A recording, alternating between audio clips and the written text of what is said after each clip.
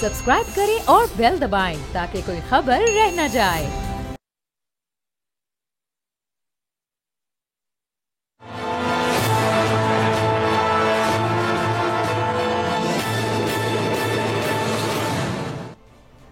अस्सलाम वालेकुम, मैं हूं बाब जहांगीर। आप देख रहे हैं प्रोग्राम तज्जिया। और हुकूमत इस वक्त अपने अर्ली डेज़ को एंजॉय कर रही है, लेकिन इस हुकूमत के असल चैलेंजेस हैं क्या महंगाई इस हुकूमत का सबसे बड़ा मसला है, या आने वाले दिनों में अपोजिशन इसके लिए कोई मुश्किल खड़ी कर सकती है? ये हुकूमत मुफाहमत की सियासत करना चाहती है, या फिर आगे अपोजिशन कहीं कोई मज़ाहमती सतह पर इस हुकूमत को टफ टाइम दे सकती है? आने वाले दिनों में सेनेट इंतखाबात होने, उससे हुकूमती जमातों को कितनी तवक्कुआत हैं? कितने गैर मुतनाज़े ये इंतखाबात होने जा रहे हैं, या फिर माजी की तरह एक बार फिर ट्रेडिंग के इल्जामात इन इंतखाबात पर लगेंगे?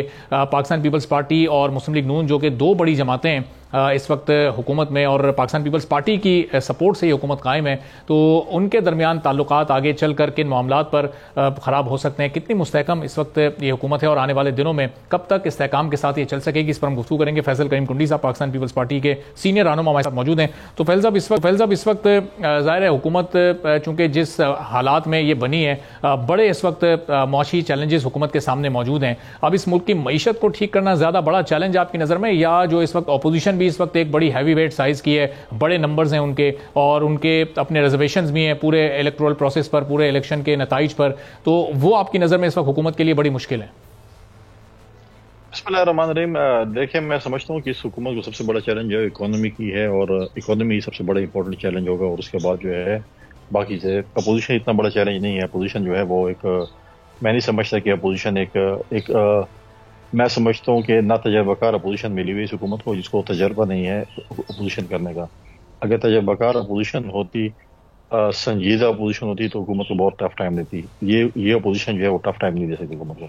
जैसे हुकूमत को चैलेंजेस जो इकोनॉमी के हैं, बेरोजगारी के हैं, महंगाई के हैं, लॉ एंड ऑर्डर सिचुएशन जो खैबर पख्तूनख्वा और बलूचिस्तान में खासकर ख़राब है, इन सब चैलेंजेस को हुकूमत को सामना करना जो है इसका वे आउट निकालना पड़ेगा।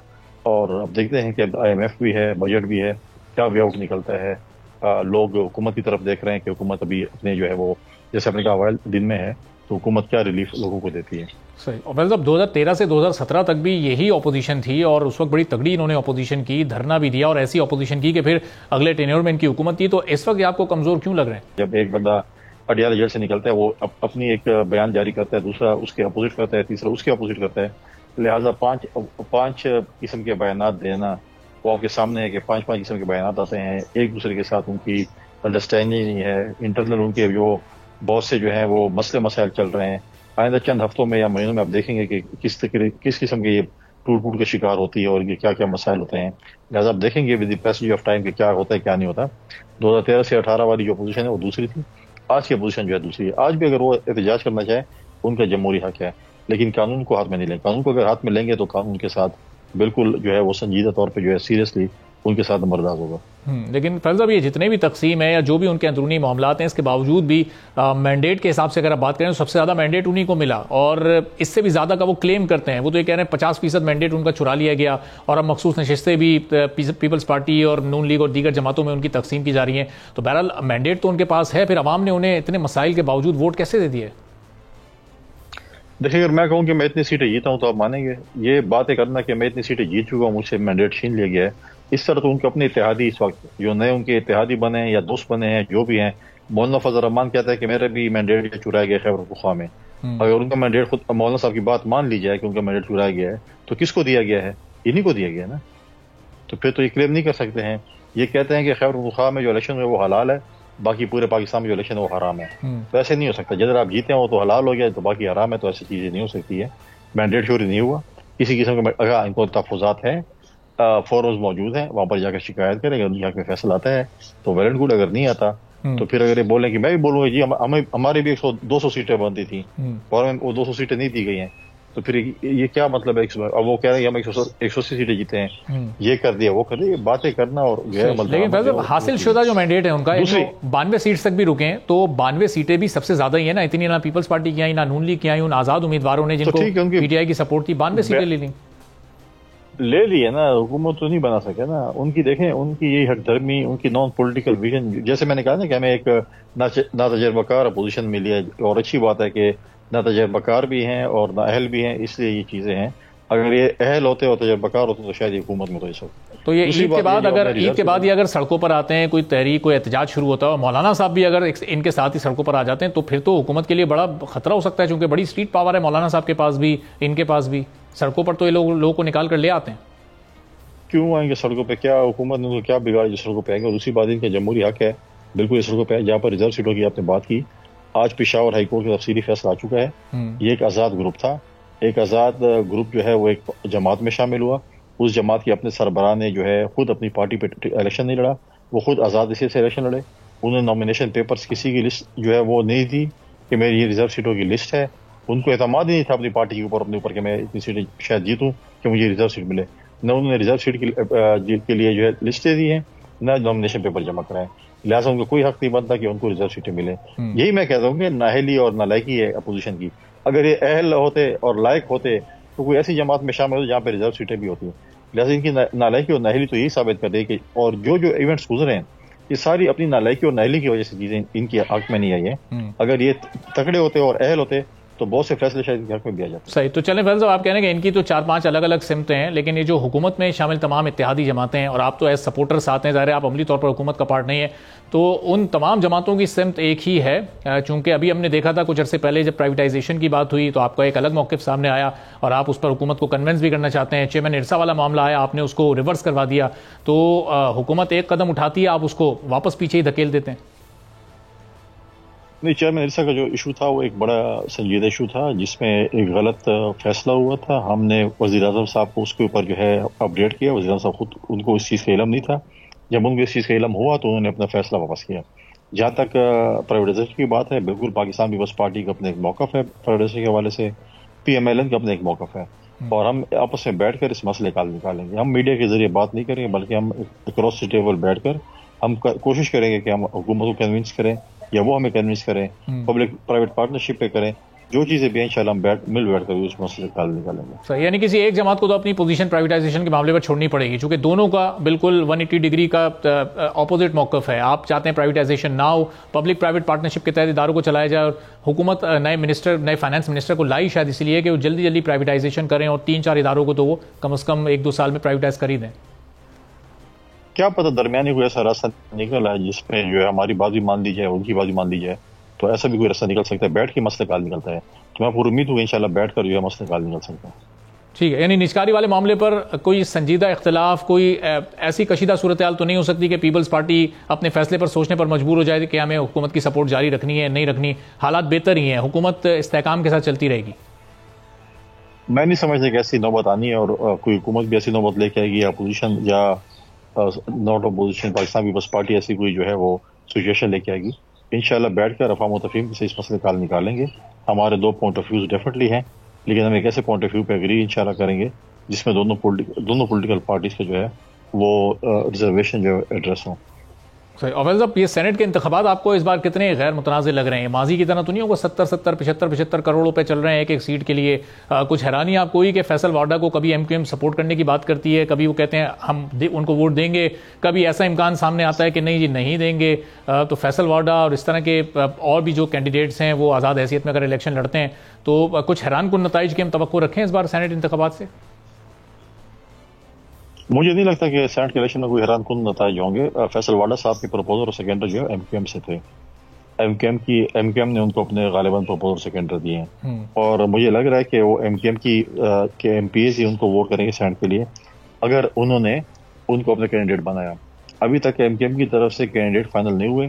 پاکستان پیپلز پارٹی کے سندھ میں آج یہ ٹکٹیں جمع ہو چکی ہیں، اور ایم کیو ایم کی ابھی تک جو ہے کینڈیڈیٹس فائنل نہیں ہوئے. جیسے ایم کیو ایم کے کینڈیڈیٹ فائنل ہوتے ہیں پھر پتہ چلے کہ شاید وہ فیصل وارڈا کی کینڈیڈیٹ ہے نہیں ہے. اگر ان کا کینڈیڈیٹ ہے تو ایم کیو ایم ان کو ووٹ کرے گی، اگر نہیں ہوں گے تو ایم کیو ایم ان کو ووٹ نہیں کرے گی. تو لہٰذا ہر صوبے میں اسی قسم کی پوزیشن ہے. تو میں نہیں سمجھتا کہ ایسا کوئی پرابلم ہوگی، کیونکہ وارڈو صاحب کے پرانے بیانات بھی ریکارڈ پر ہیں، اور ظاہر ہے کہ اب یہ ایک روش چل پڑی ہے کہ ماضی کے بیانات کچھ ہوتے ہیں، مستقبل میں طرز سیاست بالکل تبدیل ہو جاتا ہے. تو آپ کو ایم کیو ایم پر ان کو ووٹ دینے پر حیرت ہے، یا فیصل وارڈا صاحب کے ایم کیو ایم کے ووٹس لینے پر کوئی دونوں جماعتوں کے طرز عمل پر کوئی آپ کو حیرت؟ فیصل صاحب تو آزاد حیثیت میں لڑ رہے ہیں، کچھ حیرت ہے آپ کو، یا بس صحیح ایک روٹین ہے پاکستان کی سیاست میں، ماضی میں کچھ اور مستقبل میں کچھ؟ دیکھیں وارڈا صاحب آزاد نہیں لڑ رہے. وارڈا صاحب کو اگر ووٹ ملیں گے تو وارڈا صاحب کو ایم کیو ایم کے ووٹ ہی ملیں گے. ان کے پروپوزر اور سیکنڈر جو ہیں وہ ایم کیو ایم کے ہیں.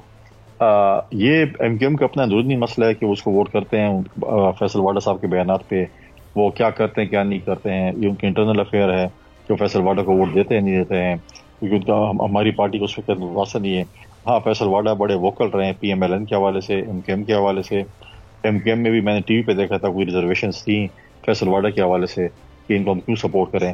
لہٰذا یہ پارٹی نے فیصلہ کرنا ہے. اگر ایم کیو ایم آج فیصلہ کرتی ہے کہ فیصل واڈا ان کے کینڈیڈیٹ ہیں تو ان کو ووٹ کریں گے. اگر کہتے ہیں کہ فیصل واڈا ہمارے کینڈیڈیٹ نہیں ہے تو ایم کیو ایم ان کو ووٹ نہیں کرے گی. صحیح. اور فیصل صاحب ظاہر ہے سینٹ انتخابات کے بعد دونوں ایوانوں میں حکومت کی اکثریت ہوگی، فیصلہ سازی میں آپ لوگ آزاد ہوں گے، تو وہ کون سی قانون سازی ہے، اصلاحات ہے جس پر اس وقت خاص طور پر فوکس ہے حکومت کی بڑی جماعتوں کا، مسلم لیگ نون کا، پیپلز پارٹی کا؟ ابھی اگلے 3 4 5 ماہ میں کیا پلان کیا ہوا آپ لوگوں نے، کیا تبدیلیاں لے کر آنی ہیں؟ دیکھیں جب پارلیمنٹ مکمل ہو جائے گی، اپر ہاؤس جو ہے وہ کمپلیٹ ہو جائے گا اور چیئرمین سینٹ بھی آ جائیں گے، تو حکومت کے پاس جو بھی پینڈنگ بلز پڑے ہیں جو دیکھیں گے اس پہ کریں گے. لیکن سب سے امپورٹنٹ بات جو میں سمجھتا ہوں اس وقت اس ملک کے لیے ہے وہ الیکٹورل ریفارمز ہیں. حکومت کو چاہیے کہ سب سے پہلے امپورٹنٹ جو کام ہے اس پہ الیکٹورل ریفارمز کمیٹی بنے.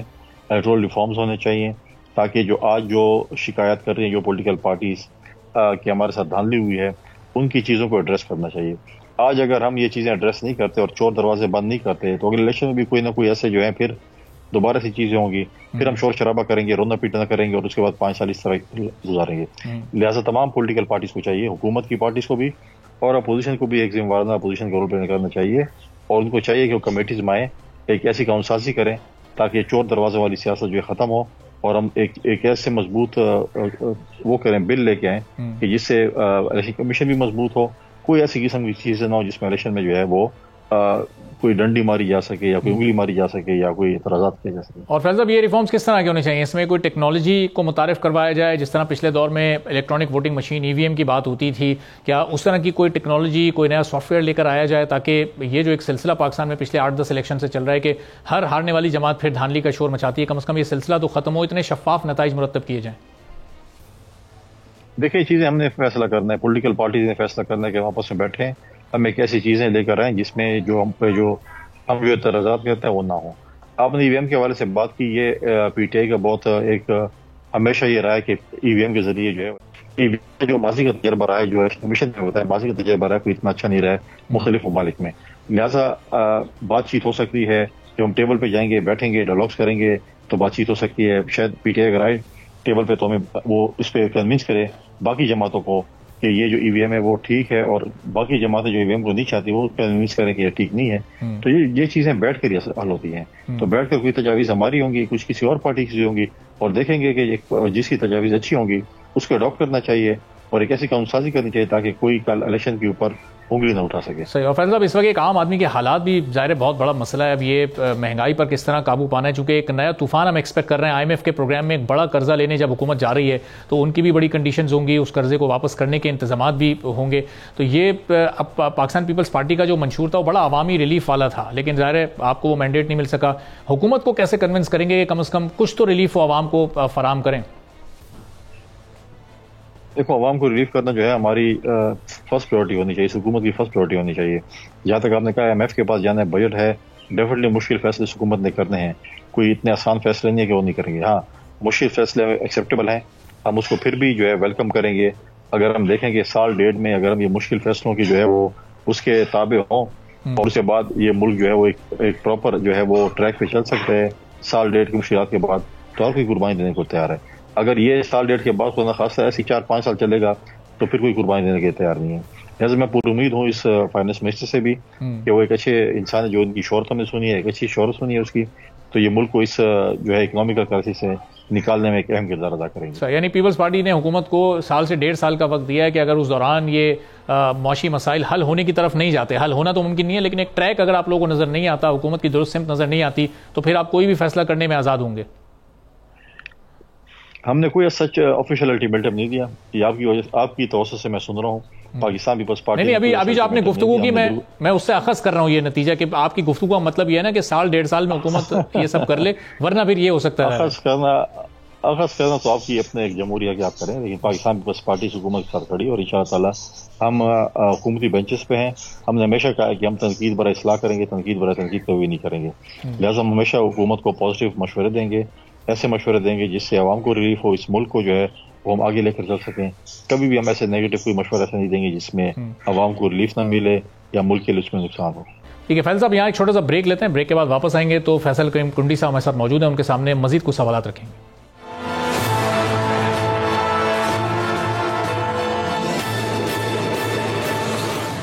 ایک بار پھر پروگرام میں آپ کو خوش آمدید کہیں گے. پاکستان پیپلز پارٹی کے سینئر رہنما فیصل کریم کنڈی صاحب ہمارے ساتھ موجود ہیں، انہی سے گفتگو کے سلسلے کو آگے بڑھائیں گے. فیصل صاحب، آپ عوامی مفاد میں مشورے بھی دے رہے ہیں، سپورٹ بھی آپ نے کر دی ہے، تو پھر کابینہ کا حصہ کیوں نہیں بن رہے؟ کابینہ میں کب شامل ہوں گے؟ نون لیگ پر امید ہے، اور وہ تو 3 4 5 مہینے یا دوسرے فیز میں یا اتنے دن بعد ہر ان کا رہنما ایک الگ الگ ڈیٹ بتاتا ہے. پیپلز پارٹی کیوں نہیں شامل ہونا چاہتی کابینہ میں؟ دیکھیے، پاکستان پیپلز پارٹی کی سی سی نے فیصلہ کیا کہ ہم کابینہ کا حصہ نہیں ہوں گے، اور ہم کابینہ کا حصہ نہیں ہیں. میڈیا کے ذریعے ہم بڑا سن رہے ہیں کہ ہم کابینہ کا حصہ بننے جا رہے ہیں، آج کل میں بننے جا رہے ہیں، بجٹ کے بعد بننے جا رہے ہیں. ایس پاکستان پیپلز پارٹی نے ابھی تک کوئی ایسا فیصلہ نہیں کیا ہے کہ ہم کابینہ کا حصہ بننے جا رہے ہیں. کوئی ایسا فیصلہ ہوگا جو کہ مجھے نظر نہیں آتا تو پھر سی سی سے اس کی اجازت لینی پڑے گی. لہٰذا میں نہیں سمجھتا کہ ہم کابینہ کا حصہ بننے جا رہے ہیں. صحیح. چلیں اب آخر میں ذرا خیبر پختونخوا کی حکومت سے متعلق بھی کمنٹ کر دیجیے گا کہ علی امین گنڈاپور صاحب اگلے 5 سال بہتر طریقے سے چلا سکیں گے. کے پی کے کو اسٹارٹ انہوں نے جیسا لیا، 2 ملاقاتیں وزیر اعظم شہباز شریف سے وہ کر چکے ہیں، کرپشن کرنے والوں کو وہ اینٹیں مارنے کی بات کر رہے ہیں، اس پر جوابی آپ نے بھی ایک بات کہی تھی. تو یہ اب کیا ہونے جا رہا ہے کے پی میں؟ دیکھیں، اگر سی ایم کے پی کے نے اگر اچھے بچوں کی طرح کہیں یا پراپرلی ایک پولیٹیکل سی ایم کی طرح اگر بیہیو کیا تو میں سمجھتا ہوں کہ فیڈرل کے ساتھ ان کا لیزون اچھا رہا تو میں سمجھتا ہوں کہ وہ چل سکیں گے. اگر نہیں رہے تو پھر میں نہیں سمجھتا کہ کوئی اچھے طریقے سے چل سکتے ہیں. ابھی بھی خیبر پختونخوا میں جو ہم دیکھ رہے ہیں تو بڑے پی ٹی آئی کے کیمپ سے بڑی آوازیں اٹھنا شروع ہو چکی ہیں ان کے خلاف. تو لہٰذا جو ہے مجھے تو لگتا ہے کہ بہت جلد ان کے خلاف شاید کوئی پاور بلاک بھی بن جائے، جس طریقے سے مجھے جو خبریں آ رہی ہیں. لہٰذا میرا صوبہ ہے، ہر کسی کا صوبہ ہے خیبر پختونخوا سے جس کا تعلق ہے. اس وقت اگر ہمارے اس کے ساتھ مرکز کے ساتھ اگر ہمارے حالات خراب ہوئے، ہماری کوارڈینیشن نہیں ہوئی تو ہمیں فائنینسز نہیں ملیں گے، ہماری صوبے میں ترقی نہیں ہوگی، ہم نے فارمر فاٹا کے لوگوں کے ساتھ جو کمٹمنٹ کی ہے وہ آنر نہیں ہوگی. اس وقت جو دہشت گردی کے حالات وہاں پر ہیں اس کے خلاف آپریشن کرنا ہے. تو سب چیزوں کے لیے جو ہے اس کا جو مسئلہ جو ہے وہ فیڈریشن میں ہی ہوتا ہے. آپ کو فیڈریشن اگر سپورٹ نہیں کرے گی، آپ کے پاس اپنے اتنے وسائل نہیں ہیں. لہٰذا میں امید کرتا ہوں وزیر اعلیٰ سے کہ وہ وزیر اعظم کے ساتھ اچھی کوارڈینیشن رکھیں گے اور صوبے کی ترقی کے لیے جو ہے اپنا کردار ادا کریں گے. باتیں انیشیٹو تو انہوں نے اچھا لیا، 2 ملاقاتیں جو اب تک ہوئی ہیں اس میں وہ بھی پر امید دکھائی دے رہے ہیں، وزیر اعظم نے بھی انہیں کمٹمنٹس کیے ہیں. تو یہ ورکنگ ریلیشن شپ تو ایسا لگ رہا ہے کہ ایک بہتر بن گیا بہت ہی آغاز میں.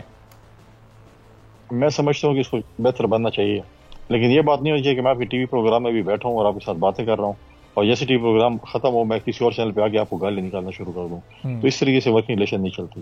تو ان کو بیہیو کرنا پڑے گا اور میں سمجھتا ہوں کہ ان کے بیہیویئر میں ہی خیبر پختونخوا اور خیبر پختونخوا کی حکومت کا مستقبل جو ہے وہ ہے. تو میں سمجھتا ہوں کہ ٹھیک ہے، آپ کی پالیٹکس ہے، آپ کی اپنی جماعت ہے، وہ کرتے رہیں، لیکن جب آپ کہیں کہ میں وزیر اعظم کو مانتے نہیں ہوں تو وزیر اعظم کو اگر آپ نہیں مانتے تو پھر مانگنے کیا گئے ان کے پاس؟ سیدھے تو آپ وزیر اعظم سے ہی مانگ رہے ہیں. تو لہٰذا اس قسم کی اسٹیٹمنٹس، اس قسم کی بچگانہ حرکتیں نہیں ہونی چاہیے اور میں سمجھتا ہوں کہ مرکز اور صوبے کی کوارڈینیشن ہونی چاہیے تاکہ ہمارا صوبہ ترقی کر سکے. بہت بہت شکریہ. فیصل کریم کنڈی صاحب پاکستان پیپلز پارٹی کے سینئر رہنما ہمارے ساتھ موجود تھے اور کہہ رہے تھے کہ اپوزیشن اس وقت ڈیوائیڈڈ ہے، اپوزیشن اس وقت حکومت کے لیے کوئی بڑا چیلنج نہیں ہے. 5 سمتوں میں اس وقت یہ اپوزیشن بٹی ہوئی ہے اور ان کا کوئی ایک ٹریک نظر نہیں آ رہا ہے. اور ایک ایسے موقع پر ان کی جانب سے گفتگو کی گئی جب ہم نے دیکھا کہ جے یو آئی کے سینیٹر طلحہ محمود صاحب نے پاکستان پیپلز پارٹی میں شمولیت اختیار کر لی اور انہوں نے پریس کانفرنس کی اور یہ کہا کہ میں پاکستان پیپلز پارٹی میں شمولیت اختیار کر رہا ہوں چونکہ میں قومی سطح پر عوام کے لیے نکلنا چاہتا ہوں. اور پھر پیپلز پارٹی کی قیادت کی جانب سے یہ بھی کہا گیا کہ اپوزیشن جماعتوں کے اور بھی لوگ ایسے ہیں جو کہ اس وقت رابطوں میں ہیں اور آنے والے دنوں میں وہ حکومتی بینچز پر ہمیں بیٹھے نظر آئیں گے. تو اب کیا اپوزیشن کی جو جماعتیں ہیں اس وقت ان کے اپنے لوگ، ان کے اپنے ارکان حکومتی جماعتوں کے ساتھ رابطے کر کے ان میں شامل ہونے کی بات کر رہے ہیں؟ کیا صورتحال ہے اور اپوزیشن کا آگے لاہ عمل ہے کیا رمضان میں یا پھر رمضان کے بعد کیا کرنے اپوزیشن جاری ہے؟ اس پر ہم گفتگو کرتے ہیں. شعیب شاہین صاحب سینئر رہنما ہمارے ساتھ موجود ہیں. کامران مرتضیٰ صاحب جے یو آئی کے سینئر رہنما ہمیں جوائن کر چکے ہیں. تو شعیب شاہین صاحب، حکومت تو بڑی کانفیڈنٹ نظر آ رہی ہے، فیصل کریم کنڈی صاحب یہ کہہ رہے ہیں کہ اپوزیشن تو بڑی کمزور ہے، اس وقت کوئی سمت نہیں ہے آپ کی، کوئی ایسا مؤثر احتجاج آپ لوگوں کی جانب سے نظر نہیں آ رہا. ان کے لیے مہنگائی بڑا چیلنج ہے بنسبت اپوزیشن، تو کس طرح سے رسپونڈ کریں گے آپ؟ دیکھیں، یہ کٹ پتلیوں کی حکومت ہے، یہ کوئی ڈیولی الیکٹڈ ریپرزینٹیٹیو نہیں ہے، یہ ان کو بھی پتہ ہے. عوام نے ان کو ریجیکٹ کر دیا ہے. یہ جو ریجیکٹڈ لوگ اس وقت قبضہ کر کے ڈاکہ زنی کے ذریعے وجود میں آنے والی حکومت میں جو بیٹھے ہوئے ہیں، ان کے پاس نہ کوئی اخلاقی جواز ہے، نہ قانونی اور آئینی جواز ہے. آپ دیکھیں 3 دفعہ سابق پرائم منسٹر نواز شریف، اس کو یہ شرم نہیں آئی کہ ایک نہتی خاتون جو پچھلے 8 مہینے سے جیل میں ہے، اس سے بھی اگر تم نے الیکشن دھاندلی کے ذریعے اور فورجری کے ذریعے الیکشن جیتنا تھا تو پھر یہ کیا الیکشن ہے؟ مجھے بتائیں کہ اگر اسی طرح انٹرم سیٹ اپ کے لوگوں نے ہی یہ حکومت چلانی تھی تو پھر الیکشن کرانے کی ضرورت کیا تھی؟ دیکھیں لوگوں نے ان کو بدترین طریقے سے ان کو ریجیکٹ کیا ہے. لوگ آج پی ٹی آئی کے ساتھ کھڑے تھے اور ہیں.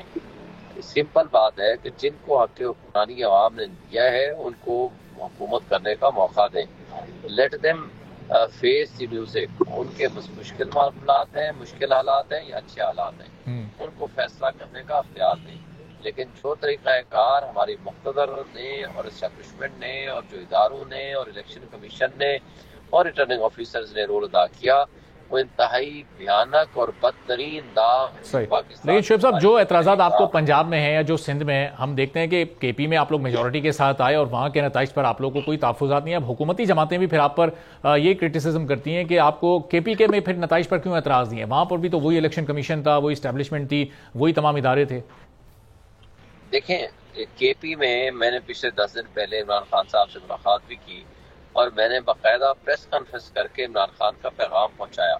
وہ یہ کہ ہم کے پی کا بھی ہر حلقہ کھولنے کو تیار ہیں، بشرطے کہ آپ جوڈیشل کمیشن بنائیں، تمام فارم 45 کو ری ویریفائی کریں اور اس کو اتھینٹسٹی اس کی چیک کریں. جو فارم 45 کو مطابق جیتے ہوئے ہیں ان کو حق حکمرانی دیں. ہمیں کوئی اعتراض نہیں ہے، مگر وہاں چونکہ 99% یا 95% ہماری اکثریت تھی، ان کے پاس آپشن کوئی نہیں تھا. آج بھی لے آئیں، فارم 45 لے آئیں، ہم جو حلقہ کہتے ہیں ہم کھولنے کو تیار ہیں. مگر یہ نہیں ہوتا کہ ہمارے ہاں ہمارے جو جیتے ہوئے لوگ ہیں، پری پول ریگنگ جو ہوئی ہے وہ الگ، جو الیکشن ڈے پہ ریگنگ ہوئی ہے وہ الگ، لیکن جو پوسٹ الیکشن جو کچھ ہوا ہے تماشا اور ڈاکہ زنی ہوئی ہے، یہ پاکستان کی تاریخ میں ہم پہلی دفعہ دیکھ رہے ہیں. تو اس لیے کے پی میں اگر ہمیں مینڈیٹ ملا ہے تو ہم صرف کے پی میں نہیں ملا، ہمیں جو پنجاب میں ملا ہے وہ بھی ہمیں چاہیے، جو ہمیں بلوچستان میں ملا ہے وہ بھی ہمیں چاہیے، جو سندھ میں ملا ہے وہ بھی ہمیں چاہیے. کراچی کی ایک سیٹ نہیں جیتے. مجھے بتائیں مصطفیٰ کمال کیا کہتا ہے؟ ہاں جی جو کچھ میری آڈیو لیک تھی وہ درست تھی.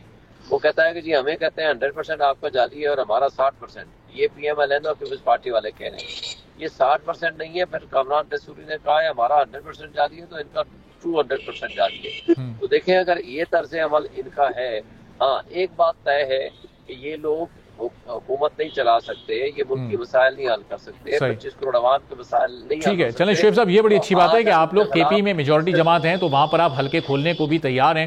تو کامران صاحب آپ لوگوں کو تو جو زیادہ اعتراضات یا تحفظات ہیں وہ کے پی کے الیکشن وہاں کی نتائج پر ہے نا، چونکہ ظاہر سب سے زیادہ جو سیٹس کا آپ کا کلیم ہے وہ وہاں پر ہے بنسبت دوسرے صوبوں کے. تو پاکستان تحریک انصاف تو تیار ہے وہاں پر حلقے کھولنے کے لیے، تو پھر آپ لوگوں کے تحفظات آگے کیوں نہیں بڑھ پا رہے معاملات؟ دیکھیے مجھے 3 صوبوں میں اعتراض ہے، صوبہ خیبر پختونخوا میں، صوبہ بلوچستان میں اور صوبہ سندھ میں.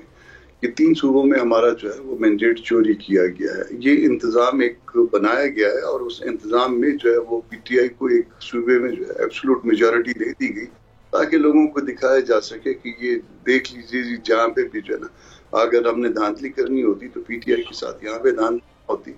تو وہاں پہ بھی ہوئی ہے، مگر شعیب شہین صاحب جو ہے نا وہ ایک بٹوین دی لائن ایک بات کہہ رہے تھے، بشرطے کہ یہ بشرطے کہ جو ہے نا اس کو ذرا جب آپ ریوائنڈ کریں گے دوبارہ سنیں گے تو یہ بشرطے کہ والی کاٹ دیں ان کو، یہ بغیر کسی شرط کے جو ہے نا یہ ایک کہہ دیں کہ جی ہم اس میں کھولنے کے لیے تیار ہیں، جو آپ کے حلقے جو ہے نا ایک سرٹن پرسنٹیج ہمارے ساتھ ایگری کر لیجئے اور ہم اس کو کھولنے تیار ہیں، اور شرائط اس میں چھوڑ دیجئے کہ باقی 3 صوبوں کی باقی 3 صوبے پھر خود اس نقشے قدم پہ چلیں گے. دیکھیے ایک بڑا معاملہ ہے صوبہ خیبر پختونخوا میں 10 حلقے 1000 سے کم کا جو ہے نا فرق ہے ہمارے اور پی ٹی آئی کے کینڈیڈیٹ. پی ٹی آئی کہہ لیجئے، سنی اتحاد کہہ لیجئے، انڈیپینڈنٹ کہہ لیجئے، بہرحال جو ہے نا ان کے اور ہمارے درمیان صرف 1000 کا 10 حلقے ایسے ہیں، 20 حلقے ایسے ہیں جہاں پہ 2000 سے لیس دین 2000 کا فرق ہے. تو یہ کیا صرف ان سب میں ہم نے ہارنا تھا اور ان سب میں انہوں نے جیتنا تھا؟ یہ کیسا جو ہے نا اتفاق ہے؟ تو ایسا اتفاق ہوا نہیں کرتا. یہ عجیب سا کامران صاحب یہ جو ظاہر ہے چونکہ آپ دونوں ہی جماعتیں اس وقت اپوزیشن میں ہیں اور یہ جو آپ لوگوں کے درمیان کے اختلافات ہیں اب اس کا ہی فائدہ اس وقت حکومت اٹھاتے ہوئے آپ کو کمزور تصور کر رہی ہے نا. ابھی کچھ دیر پہلے فیصل کریم کنڈی صاحب تھے, انہوں نے یہ کہا کہ اپوزیشن تو ڈیوائیڈڈ ہے, ان میں آپس کے اختلافات نہیں ختم ہو رہے تو وہ کیا اپوزیشن کریں گے. تو یہ آپ لوگوں کو اگر کوئی جامع پالیسی بنانی ہے آگے حکومت کو ٹف ٹائم دینے کے لیے تو اپنے اختلافات کو ختم کرنا ہوگا. عید کا انتظار کریں, فیصل کریم کنڈی صاحب کا شوق پورا کر دیں گے. ان کو جتنا بھی شوق ہے اور یا ان کے باقی جو دوستوں کو جتنا بھی شوق ہے, عید کے بعد سارے شوق ان کے جو ہے وہ پورے ہو جائیں گے, پھر ان کو چھپنے کی جگہ بھی شاید نہیں ملے گی. تو یہ کامران صاحب یہ ابھی عید سے پہلے ہی ہم نے دیکھا سینیٹر طلحہ محمود صاحب پاکستان پیپلز پارٹی کو جوائن کر چکے ہیں اور پیپلز پارٹی یہ کانفیڈنٹ ہے کہ ابھی مزید لوگ بھی جوائن کرنے والے ہیں اسی رمضان میں اور عید کے بعد بھی. تو یہ تو الٹی گنگا بہ رہی ہے, آپ ان کو چیلنج کرنے جا رہے ہیں اور وہ آپ کے لوگوں کو اپنی طرف لے کر جا رہے ہیں. طلحہ صاحب کو پورے احترام کے ساتھ 3 دفعہ ہم نے اس کو ٹکٹ دیا سینیٹ کا. اس دفعہ اس کو خود کو اپنا نیشنل اسمبلی کا ٹکٹ دیا, ان کے بیٹے کو ایک ٹکٹ دیا صوبائی اسمبلی میں اور وہ دونوں سیٹیں ہار گئے. تو 3 دفعہ اگر کوئی سینیٹر بننے کے بعد یا اس کو جس کے پاس 2 منسٹریاں تھی, 2 فیڈرل منسٹریاں تھی, اس کے بعد جو ہے نا وہ اپنا حلقہ مینٹین نہیں کر سکتا, اس ریٹین نہیں کر سکتا, تو پھر اس کے ساتھ JUI مزید تو کچھ نہیں کر سکتی. 3 دفعہ کنزیکٹیولی 2003 میں پہلی دفعہ سینٹ میں آیا تھا, میرے ساتھ آئے تھے اور اس کے بعد مسلسل جو ہے نا ان کو جو ہے وہ سینٹ کا ٹکٹ دیا گیا اور اس کے ساتھ ان کو وزارتیں دی گئیں, فیڈرل منسٹریاں دی گئیں. اور جب مفتی شکور صاحب فوت ہو گئے تو ان مفتی شکور صاحب والی منسٹری بھی ان کے حوالے کر دی گئی. تو 2 منسٹریاں اور پلس جو ہے نا 3 دفعہ سینیٹرشپ. اس کے بعد اگر کسی نے ہار کے اس کے بعد اور پھر نیشنل اسمبلی کا ٹکٹ, صوبائی اسمبلی کا ٹکٹ, پھر اس کے بعد بھی اگر کسی نے جانا ہے تو پھر اللہ اس کے لیے جو نا اچھے اسباب پیدا کریں. ہم اس کے لیے دعا کر سکتے ہیں, بد دعا تو نہیں دیتے. صحیح. تو شعیب شاہین صاحب اب 1 ہفتے سے بھی کم کا وقت باقی ہے سینٹ انتخابات میں, آپ کے تمام MNAs MPAs انٹیکٹ ہیں یا یہ جو سلسلہ اب JUI کی طرف سے شروع ہوا ہے, پیپلز پارٹی نے ان کے ایک سینیٹر کو تو اپنی طرف کر لیا, تو آپ کے لوگوں سے بھی یقینی طور پر وہ رابطوں میں ہوں گے, تو انٹیکٹ ہیں آپ کے تمام ارکان؟ دیکھیے میرا نہیں خیال کہ ان حالات میں تو کوئی لوٹا بنے گا, کیونکہ لوٹوں کا انجام اور حشر پبلک لوگ خود دیکھ چکے ہیں. ریاض کہتا ہے کہ جناب میں سلام کرتا ہوں, لوگوں کو وعلیکم السلام جواب نہیں دیتے مجھے. یعنی اتنی لوگ نفرت کرتے ہیں. نہ یہ اخلاقی طور پر درست ہے, نہ یہ قانونی طور پر درست ہے کہ آپ لوٹا کریسی کریں. آپ الیکٹ ہو جائیں کسی ایک پارٹی سے, جا کر کے آپ چینج ہو جائیں کسی دوسری پارٹی میں شفٹ اوور کر جائیں, تو میرا خیال ہے کہ وہ مناسب بھی نہیں ہوتا اور اب قوم ان کو تسلیم نہیں کرے گی. بلکہ میں یہ اگر کہوں کہ سوشلی اور اخلاقی طور پر ایک لحاظ سے ان کا جینا آرام ہو جائے گا. ان کو یہ سوچ کے ہی میرا خیال ہے ان کو ڈر لگے گا کہ وہ یہ ایسا نہیں کریں گے, کہ وہ قوم اب ماشاءاللہ بہت باشعور ہو چکی ہے کہ آپ ایک دھوکہ کریں کسی پارٹی کے ساتھ یا کسی شخص کے ساتھ, اس دھوکے باز کو اس طرح لوگ ایکسیپٹ کر لیں, میرا نہیں خیال. صحیح. اور یہ جو ابھی کامران صاحب یہ کہہ رہے تھے کہ آپ نے چونکہ وہ بشرطے کے لگا دیا, تو آپ بغیر کسی شرط کے KPK کے تمام حلقے کھولنے پر تیار ہیں, چونکہ پہلے عام انتخابات ہوئے, صدارتی انتخابات ہوئے, اب سینٹ کے انتخابات ہونے جا رہے ہیں, لیکن ابھی تک عام انتخابات والے معاملات حل نہیں ہو سکے. دیکھیں ہماری بشرطے کو یہ برے الفاظ میں اس لیے نہ لیں کہ ہم نے کہا ہے کہ حلقے کھولیں, سبھی کے کھولیں, جس کا فارم 45 کا کمپلینٹ ہے وہ آ جائیں, لے آئیں, ایک ایسے ہول ایک ایکسرسائز کریں جوڈیشل کمیشن کے ذریعے. دیکھیں میرے کہنے سے بھی کچھ نہیں ہوگا, نہ ان کے کہنے سے کچھ ہوگا. لیٹ دی جوڈیشل کمیشن بھی کانسٹیٹیوٹیڈ, اور اس کے اندر جس کا جو اعتراض ہے وہ سارے لے آئیں اور اس کی اتھینٹسٹی چیک کر لیں, جس کو جو حق ملتا ہے وہ لے لے, ہمیں تو اس پہ کوئی اعتراض نہیں. مگر یہ کہیں کہ آپ ایک صوبے میں کھول دیں اور باقی صوبے جو ہے وہ آپ کو الاؤ کر دیں کہ جناب وہ اپنی مرضی سے چلیں, وہ میرا خیال ہے مناسب بھی نہیں ہوگا.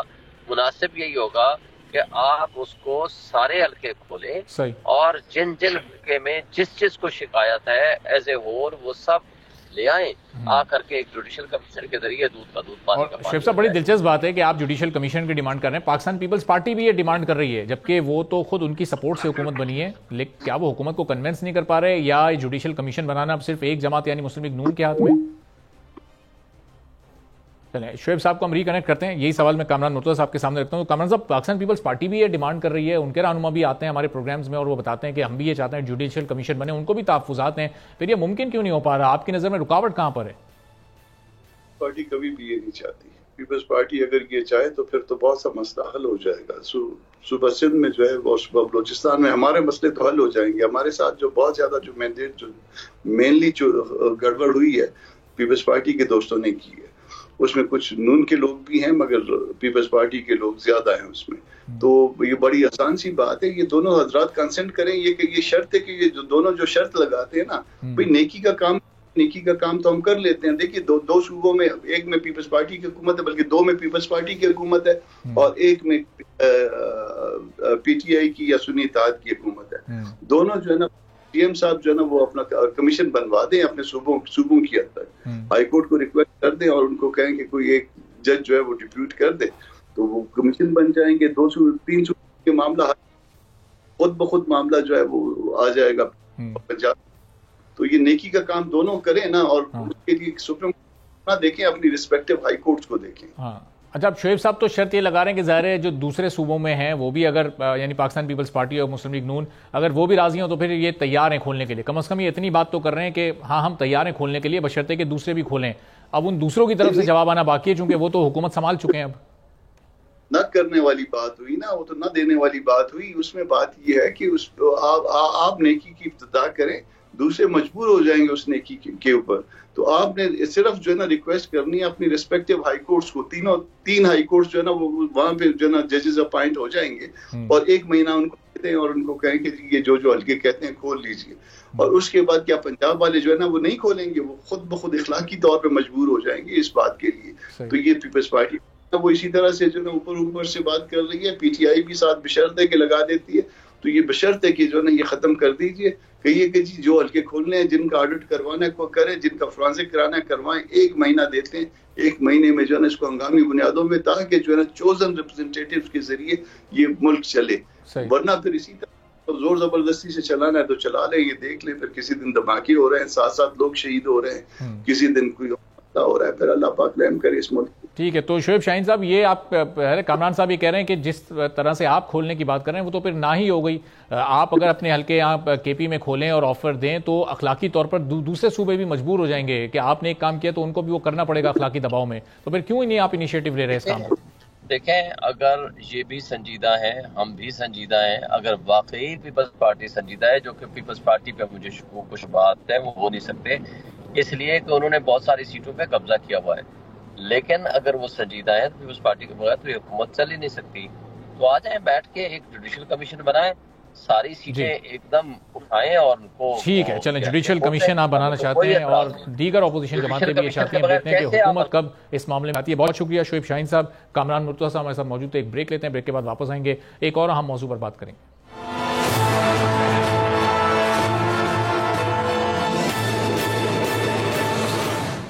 ایک بار پھر آپ کو پروگرام میں خوش آمدید کہیں گے. اور سلامتی کونسل میں غزہ میں فوری طور پر جنگ بندی کی قرارداد کو منظور کیا گیا ہے.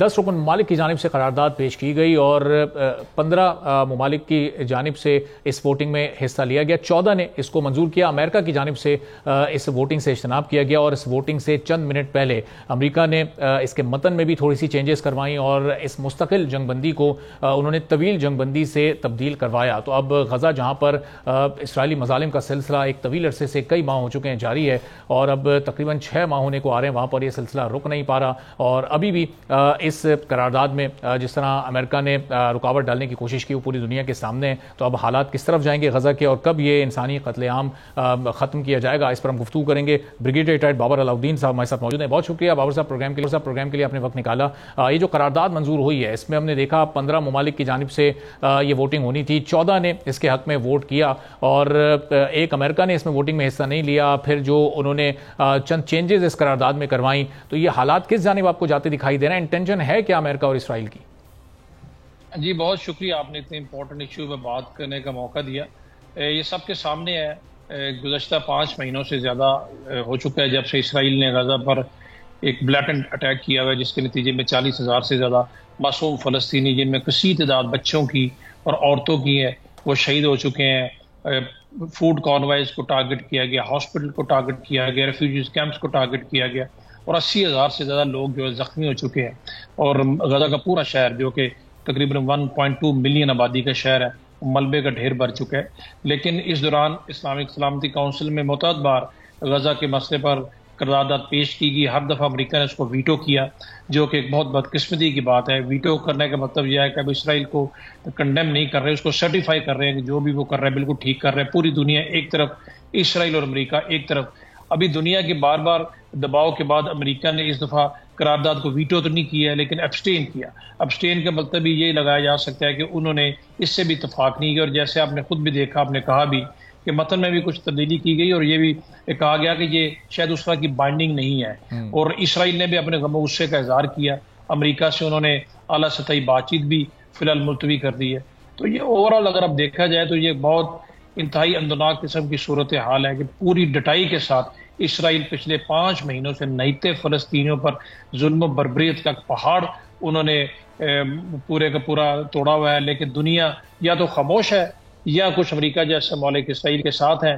جنرل اسمبلی نے معتاد بار اس کے بارے میں ریزولوشن پاس کی ہے, لیکن جنرل اسمبلی آپ کو پتہ ہے اس کی اتنی پاس نہیں ہے, پوری ورلڈ باڈی تماشا بنی ہوئی ہے. تو دیکھا جائے تو یہ قسم کا انتہائی بدقسمتی کی بات بھی ہے, اندوناک بھی ہے, ہیومن کیٹاسٹرافی ہے. لیکن ہر جیسے سہانے سے, ہر مشکل وقت سے کچھ پازیٹیوز بھی آتے ہیں. پازیٹیو یہ ہے کہ فلسطینیوں نے یہ ثابت کیا ہے کہ آئیڈیالوجی کو کبھی اب ڈیفیٹ نہیں کر سکتے. اسرائیل اپنے اہداف حاصل کرنے میں مکمل طور پر ناکام ہوا ہے. نہ فلسطینیوں کو ختم کر سکا, نہ حماس کو شکست دے سکا, اور نہ ہی فلسطینیوں کو اپنی سرزمین چھوڑنے پر مجبور کر سکا.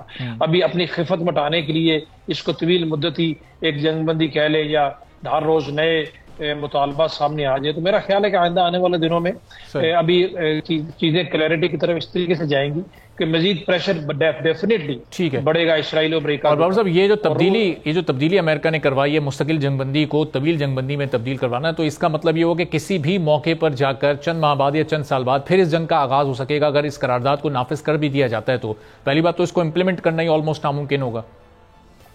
جی اقوام متحدہ کے سیکرٹری جنرل نے بھی اپنے خدشات کا اظہار کیا ہے, اور انہوں نے بھی کچھ اپنی بے بسی کا بھی اظہار کیا. آپ کی بات بالکل ٹھیک ہے, امپلیمنٹ کرنا اسٹریٹ اوے اسرائیل تو مانتا ہی نہیں ہے, وہ بھی مشکل ہوگا. اور آپ نے درست فرمایا, اس کی کانوٹیشن یہی ہو سکتی ہے کہ آپ اس کو مستقل جنگ بندی کی بجائے طویل مدتی جنگ بندی, یعنی کہ کچھ عرصے بعد اگر پھر کوئی نہ کوئی بہانہ بنا کر پھر چڑھ دوڑو غزہ کے اوپر, تو لوز اینڈ چھوڑ دیا گیا ہے, جو کہ ایک اچھی بات نہیں, ایک اچھا پریسیڈنس نہیں ہے.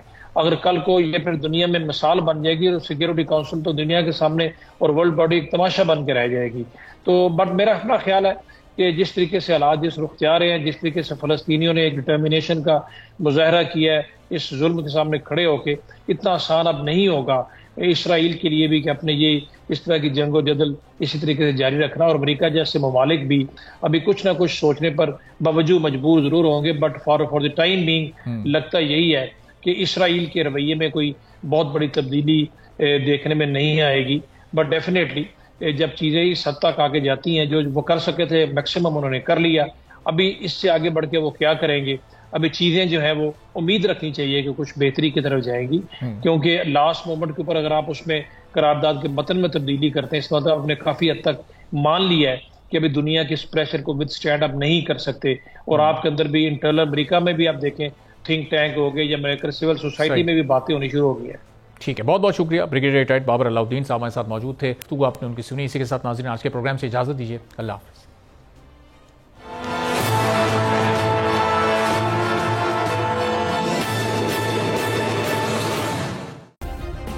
سبسکرائب کریں اور بیل دبائیں تاکہ کوئی خبر رہ نہ جائے.